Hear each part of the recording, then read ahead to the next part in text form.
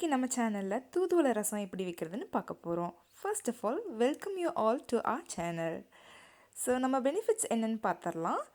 Gold, cough, respiratory disease எல்லாமே cure பண்ணுங்கள். இது தாங்க தூதுவளை செடி. இதில் இருக்க எல்லா இலைகளுக்கும் காம்புகளுக்கும் பின்னாடி முள்முள்ளாக இருக்கும். இதில் நிறைய பர்பிள் கலர் ஃப்ளார்ஸ் இருக்குங்க. அதே மாதிரி சிவப்பு கலரில் காய் விட்டுருக்கோம், ஆனால் இப்போ இல்லை. இது தாங்க அந்த விதை. எப்போவுமே தூதுவளை கட் பண்ணும்போது ரொம்ப ஜாக்கிரதையாக கட் பண்ணுங்கள். சிசர்ஸ் யூஸ் பண்ணுங்கள், இல்லாட்டி உங்கள் கையை கிழிச்சிரும். இது தாங்க நம்ம ரசத்துக்கு தேவையான இன்க்ரீடியன்ட்ஸ். நோட் பண்ணிக்கோங்க. ரெசிபிக்கு தேவையான பொருட்களை முன்னாடியே எடுத்து வச்சிட்டோம்னா நம்மளுக்கு சமையல் வேலை சட்டுன்னு முடிஞ்சிடும். சரி வாங்க நம்ம சமைக்க ஆரம்பிக்கலாம். ஸ்டவ் ஆன் பண்ணி கடாயை வச்சுக்கோங்க. கடாய் நல்லா சூடானதும் 2 டேபிள் ஸ்பூன் தேங்காய் எண்ணெய் ஊற்றி சீரகம் போட்டு பொரிய விடுங்க. சீரகம் நல்லா பொரிஞ்சதுக்கப்புறம் மிளகை சேர்த்துக்கோங்க.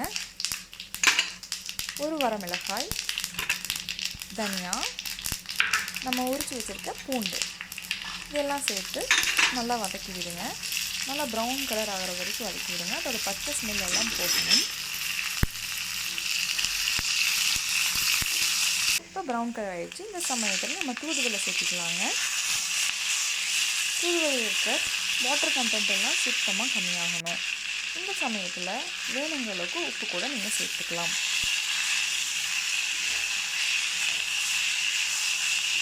இப்போ பார்த்தீங்கன்னா தூதுவளை நல்லா சுண்டிடுச்சு.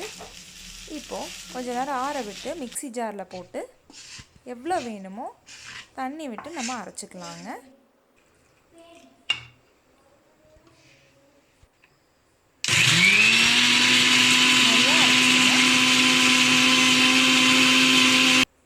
இப்போ அரைச்சாச்சு.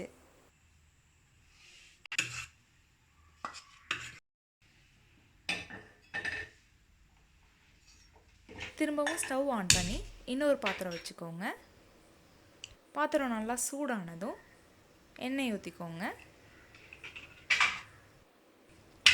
2 வெங்காயம் நம்ம எடுத்து வச்சுருக்கோம், அதை நல்லா தட்டிக்கோங்க. தட்ட முடியலைன்னா கட் பண்ணி வச்சுக்கோங்க. கடுகு போட்டுக்கோங்க. வெங்காயத்தையும் உள்ளே சேர்த்துக்கோங்க. நல்லா வதக்கி விடுங்க. இப்போ அரைச்சி வச்சுருக்க விழுது கூட தண்ணி சேர்த்து நம்ம கடுகு கூட சேர்த்துடலாம். எவ்வளோ தண்ணி வேணுமோ சேர்த்துக்கோங்க.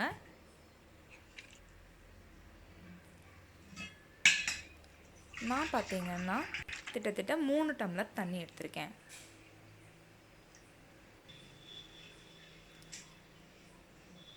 இந்த சமயத்தில் உப்பு செக் பண்ணிவிட்டு வேணுங்கிற அளவுக்கு போட்டுக்கோங்க.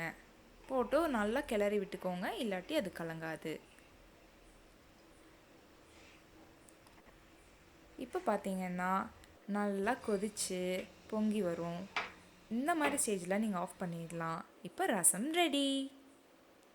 தேங்க்ஸ் ஃபார் வாட்சிங் our வீடியோ.